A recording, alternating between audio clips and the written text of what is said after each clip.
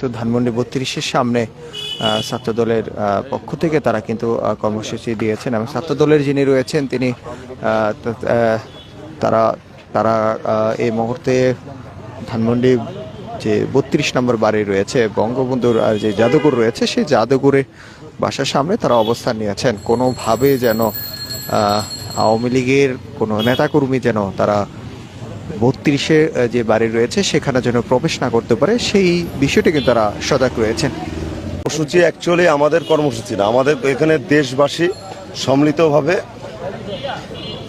এই যে বৈষম্য ছাত্র আন্দোলনের যে একটা দাবিকে সারা দেশের মানুষ সম্মতি জানিয়েছিল। আপনারা জানেন কিভাবে প্রায় হাজারের উপর মধ্যে আমরা একটা স্বৈরাচার মুক্ত দেশ আমরা পেয়েছি এখন এটা তো রক্ষা করার দায়িত্ব না। আওয়ামী লীগের বিভিন্ন লোকজন বিভিন্ন রকম উস্কানি দিচ্ছে, এখানে আসছে, মনে করেন আজে বাজে কথা বলে বাইক নিয়ে চলে যাচ্ছে। কিছু লোকজন সন্ধ্যার দিকে চেষ্টা করছি যে এখানে আমরা আছি, এখানে সাথে আমাদের ওনারাও আছে, ওনারাও চেষ্টা করছে এই আমাদের মানে বেসিক আছেন হয়তো এ পাশে আমাদের এখানে আমরা যারা আছি বেসিক তো আমরা এখানে সারাদিনই ধানমন্ডিতে আছি যেন কোনো অরাজকতা বা বিশৃঙ্খলতা কেউ না করতে।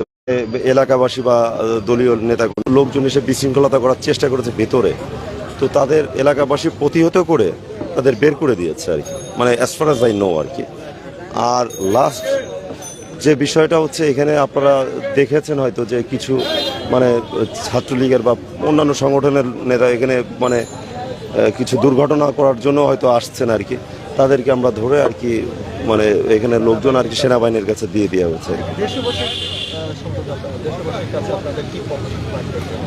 দেশবাসীর কাছে যেমন আমরা জানি যে পুরো আগস্ট মাসে আওয়ামী লীগের একটি কর্মসূচি থাকে, প্রতি মাস জুড়ে কিন্তু একটা কর্মসূচি থাকে এবং 5ই আগস্ট কিন্তু পালিয়ে যায় এবং আওয়ামী লীগের বিভিন্ন নেতাকর্মীরা তারাও কিন্তু আত্মগোপনে রয়েছে এবং এই মুহূর্তে আসলে 15 আগস্ট করাটা আসলে আপনার কাছে কি মনে হয়? আমার তো একদমই যৌক্তিক মনে হচ্ছে না এই কারণে যেখানে আপনাকে সমগ্র দেশবাসী বয়কট করেছে সেখানে আপনার দিবস আপনি কাকে নিয়ে উদযাপন করবেন?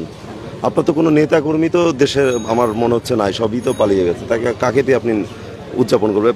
ফার্স্ট অফ অল একটা বিষয়। আর দেশবাসীর দাবি একটা, আমাদের দাবি একটা, সমগ্র দেশবাসীর দাবি একই, সেটা হচ্ছে যে প্রায় এই যে হাজারের উপর আমাদের ছাত্রছাত্রী, সাধারণ মানুষ, শ্রমিককে এই যে ফ্যাসিস্ট সরকার এবং তার দোসররা খুন করেছে, আগে তার সুষ্ঠু বিচার হতে হবে।